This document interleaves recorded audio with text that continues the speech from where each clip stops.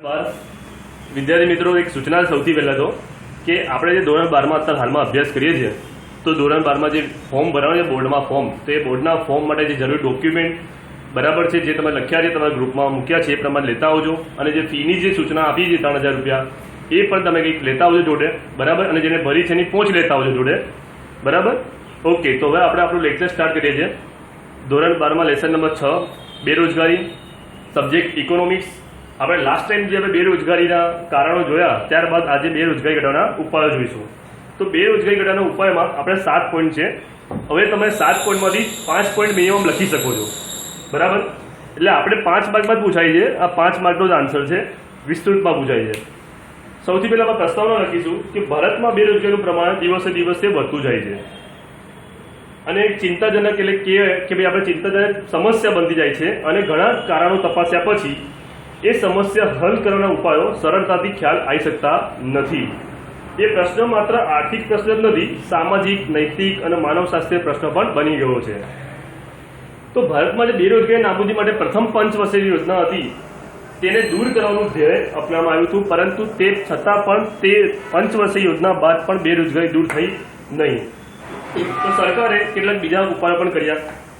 રોજગારીના હકને મૂળભૂત અધિકાર બનાવવા માટે તે માટે બંધારણમાં સુધારા પણ કર્યો છે. હવે સૌથી પહેલો જે પોઈન્ટ છે તેનું નામ છે વસ્તી નિયંત્રણ. હવે તમને ખબર છે કે વિશ્વમાં સેકન્ડ નંબર જે ઇન્ડિયા છે, સેકન્ડ નંબર પર છે વસ્તીમાં, પહેલો નંબર ચાઇના અને સેકન્ડ નંબર ઇન્ડિયા છે. તો વસ્તીમાં જે મેઇન જે સમસ્યા છે તેના કારણે બેરોજગારી વધી જાય છે, ગીચ વસ્તીને કારણે. સાથે સાથે જે લોકો બીજા જગ્યાએથી સ્થાનાંતર કરે છે તેના કારણે પણ વસ્તી ગીચતા જોવા મળે છે. અને આ ધીમા આર્થિક વિકાસને કારણે પૂરતા પ્રમાણમાં રોજગારીની તક ઊભી કરી શકાતી નથી.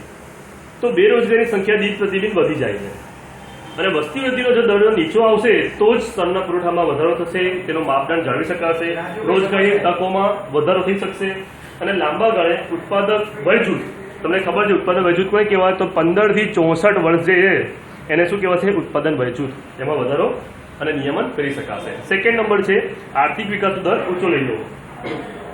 તો દેશના આર્થિક વિકાસના દરને ઊંચો લઈ જવા માટે બેરોજગારી સમસ્યા હલ કરવી સાચો વિકલ્પ છે, રચનાત્મક વિકલ્પ છે.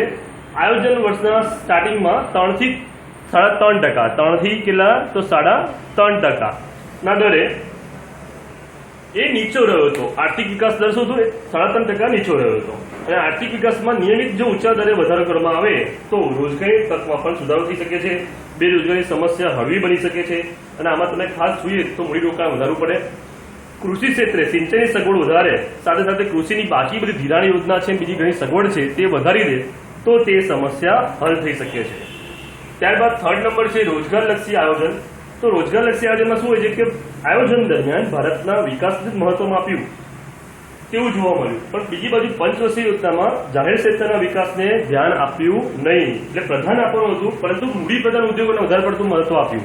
પણ જો શ્રમ પ્રધાનને આપ્યું હોત, લઘુ ઉદ્યોગ કે ગૃહ ઉદ્યોગોને, તો આ સમસ્યા જડમૂળમાંથી નીકળી શકત, બરાબર. તો વેપાર વાણિજ્યની પ્રવૃત્તિઓ તેમજ પશુપાલન છે, ડેરી ઉદ્યોગ છે, વિકાસ પર ભાર મૂકવાની જરૂર હતી પણ તે કરી નથી. આ કારણે બધા ઉદ્યોગો પ્રમાણમાં ઓછી મૂડી અને વધુ રોજગારી આપે તેવી ક્ષમતા ધરાવે છે, બરાબર. જે લઘુ ઉદ્યોગ અને ગૃહ ઉદ્યોગ છે તમને ખબર હશે કે મૂડીનું રોકાણ ઓછું જોઈએ, શ્રમ છે તેમજ કારીગરો છે સરળતાથી એ ઉદ્યોગોમાં જોડાઈ શકે છે. બેરોજગારી સમસ્યા દૂર થઈ, પણ સરકારે તેના તરફ લક્ષ નથી આપ્યું, બરાબર. એટલે રોજગારીની તકો સર્જન વધારે થઈ શકે છે અને બેરોજગારી સમસ્યા ઘટી શકે. ત્યારબાદ આવે છે રોજગારલક્ષી શિક્ષણ.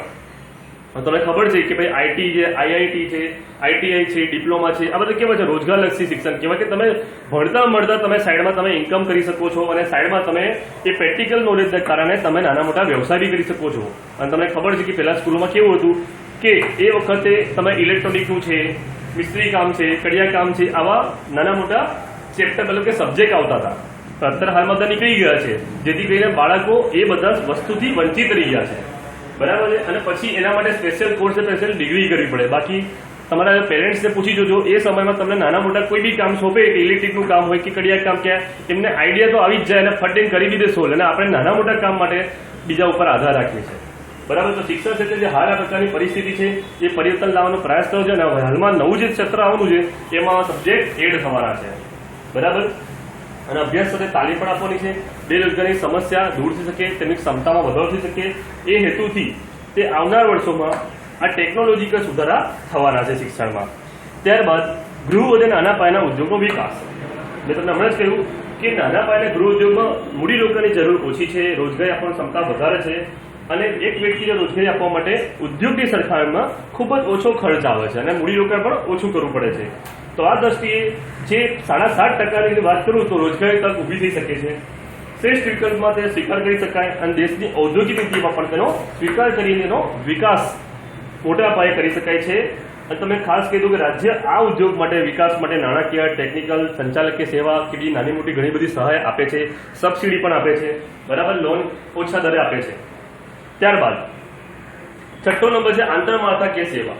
તો ભારતમાં શહેરી વિસ્તાર કરતા ગ્રામ્ય વિસ્તારમાં રોજગારીનું સર્જન બહુ ઓછું રહ્યું છે.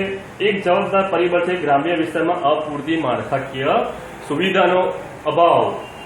બીજું વસ્તુ શિક્ષણનો અભાવ, આરોગ્ય, રહેઠાણ, વીજળી, સડક વ્યવસ્થા, વ્યવસાયિક તાલીમ કેન્દ્ર, આ બધાનો અભાવ છે. મતલબ કે ઓછો વિકાસ થયો છે એટલે ગામડું થોડું પછાત રહી ગયું છે. એટલે ગામડાના લોકો ક્યાં આવે તો કે શહેર તરફ આવે છે. જે રોજગારીનું જે માળખું છે, રોજગારી તક મેળવ જે છે એ પણ ઓછું પ્રમાણ રહી ગયું છે. એટલે આંતરમાળખાકીય એટલે ત્યાં જ આગળ તેમને એ સુવિધાઓ પૂરી પાડવામાં આવે તો અને તેને રોજગારી તકનો વધારો થાય તો બેરોજગારી સમસ્યા હળવી બની શકે છે. બરાબર. ત્યારબાદ છે છેલ્લો પોઈન્ટ કૃષિ ક્ષેત્રે હરિયાળી ક્રાંતિનો વેગ અને વિસ્તાર બહુ ટાઈમ છે. હરિયાળી ક્રાંતિ પૂછાય છે, આખા પોઈન્ટ ના પૂછે, ગમે તે પણ પૂછી શકે છે. દેશમાં ઊંચા વસ્તી વૃદ્ધિ દરને કારણે રોજગારી માટે કૃષિ ક્ષેત્ર ભારણ વધી ગયું છે. તમને ખબર છે કે દેશ આઝાદ થયો એ પહેલા પણ લોકો ખેતી પર આધારિત હતા અને ખેતી વરસાદ પર આધારિત હતી અને વરસાદ અનિયમિત હતો. બરાબર. ત્યારબાદ દેશ આઝાદ થયા ત્યારે પણ કોઈ એટલી રોજગારીની તકનું સર્જન થયું નહોતું. બરાબર. તો પણ લોકો ખેતી પર જ આધાર હતા. પેલા 70%, ત્યારબાદ 65%, અત્યારે હાલમાં 50 થી 45% લોકો તો ખેતી પર ભારણ ધરાવે છે. તો કૃષિ ક્ષેત્રે જે રોકાયેલા લોકોની બેકારીની સમસ્યા હલ કરવા માટે હરિયાળી ક્રાંતિનું એક જે હરિયાળી ક્રાંતિનો જે પ્રોજેક્ટ છે તે લાવવામાં આવ્યો. પણ તમને હજુ કહી દઉં કે હરિયાળી ક્રાંતિ જે છે જે ખાસ પંજાબ અને હરિયાણા જેવા 2-3 જે રાજ્યો છે એ પૂરતું જ અત્યારે સક્સેસ થયું છે. બાકી બધા રાજ્યોમાં સક્સેસ થયું નથી. ગુજરાત એમાં આવી ગયું છે પણ ગુજરાત પણ હરિયાળી ક્રાંતિમાં હાલમાં સક્સેસ છે, પહેલા થયું નહોતું. હવે સારી આયોજન પ્લાનિંગ કરવામાં આવે તો એમાં ક્ષેત્રમાં કૃષિ ક્ષેત્રમાં રોજગારી તકોનું સર્જન કરી શકાય છે. હવે ભારતમાં કૃષિ ક્ષેત્રમાં 1 કરોડનું મૂડીરોકાણ કરવાથી 40,000 વ્યક્તિને રોજગારી આપી શકાય અને ઉત્પાદનમાં 5.5%થી 5.7% દરે વધારો કરી શકાય. એટલે 1 કરોડનું મૂડીરોકાણ કરે ઉદ્યોગો, મોટા ઉદ્યોગો સમજો તો 5,000 વ્યક્તિને જ રોજગારી આપી શકાય અને 1.4% દરે રોજગાર વધી શકે. આ તમારે જો લખવું હોય તો લખી શકો છો, નહીંતર તમે ના લખો તો ચાલે. બરાબર. કેમ કે આ આંકડો છે એ આંકડો ના લખો તો ચાલશે પણ તમે પરફેક્ટ લખશો તો વાંધો નહીં આવે. બાકી બીજો પોઈન્ટ છે ખાસ ધ્યાનથી સાંભળજો કે આ અંદાજ પરથી કહી શકાય કૃષિ ક્ષેત્રે ઉદ્યોગ ક્ષેત્ર કરતાં વધુ રોજગાર આપી શકાય. પણ તમે એટલું કહી દઉં કે તમે એટલું તો લખી શકાય કે કૃષિ ક્ષેત્રે ઉદ્યોગ ક્ષેત્ર કરતાં વધારે રોજગારી તકનું સર્જન થઈ શકે છે. કેમ કે તમને ખબર હશે કે ભાઈ જે કૃષિ જે છે એ ખેડૂત છે એ જગતના પિતા, જગતના તાત કહેવાય છે. બરાબર છે. અને સરકાર તરફથી બધી ઘણી સેવાઓ મળે છે, ઘણી લાભ પણ મળે છે. જમીનનું નવીનીકરણ છે, જમીન સંરક્ષણ છે, મિશ્ર ખેતી છે, મધ્યમ કદની સિંચાઈની સુવિધાઓ છે. બરાબર. ખાસી બધી જે સુવિધાઓ છે એ મળે છે, સબસિડી મળે છે, સરકાર તરફથી ગ્રાન્ટ મળે છે, લોન મળે છે.